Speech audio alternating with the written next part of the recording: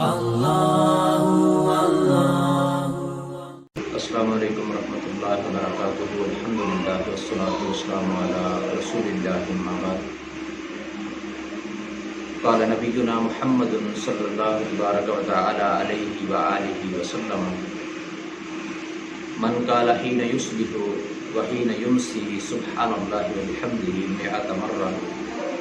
لم یأتی احد یوم القیامۃ بافضل مما جاء بہ الا احد قال مثل ما قال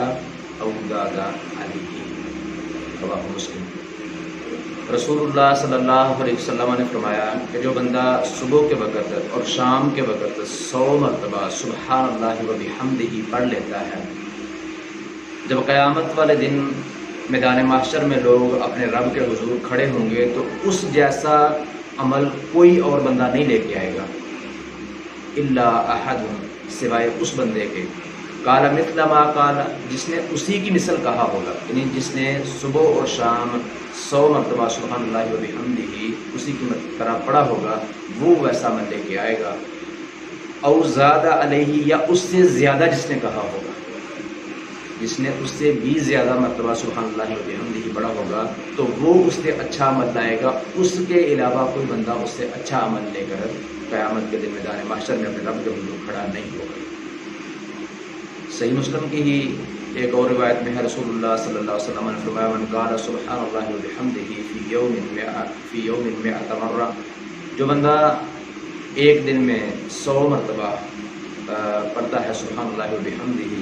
حطت خطایاہ ولو کانت مثل زبد البحر، رسول اللہ صلی اللہ علیہ وسلم نے گارنٹی دی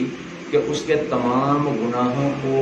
مٹا دیا جائے گا، معاف کر دیا جائے گا، مثل زبد البحر ولو کانت مثل زبد البحر، اگرچہ وہ سمندر کی جھاگ کے برابر بھی ہو۔ تو یہ کلمہ چھوٹا سا کلمہ ہے، بڑا آسان ہے اور ہر کوئی آسانی کے ساتھ اس کو پڑھ سکتا ہے۔ شمار کر کے صبح اور شام 100 مرتبہ پڑھیں گے تو آپ جیسا عمل میدان محشر میں لے کر اپنے رب کے حضور کوئی بھی کھڑا نہیں ہوگا۔ اور رسول اللہ صلی اللہ علیہ وسلم کی صحیح حدیث کے مطابق اللہ رب العالمین پچھلے سارے گناہوں کو اگرچہ سمندر کی جھاگ کے برابر بھی ہوں گے، اللہ تبارک و تعالیٰ کو مٹا دیں گے، معاف کر دیں گے۔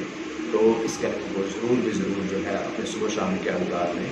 شامل کرنا چاہیے۔ اللہ رب العالمین سے دعا ہے اللہ تبارک و تعالیٰ ہمیں کتاب و سنت کو سمجھنے، عمل کرنے اور دوسروں تک پہنچانے کی توفیق عطا فرمائے۔ وما توفیق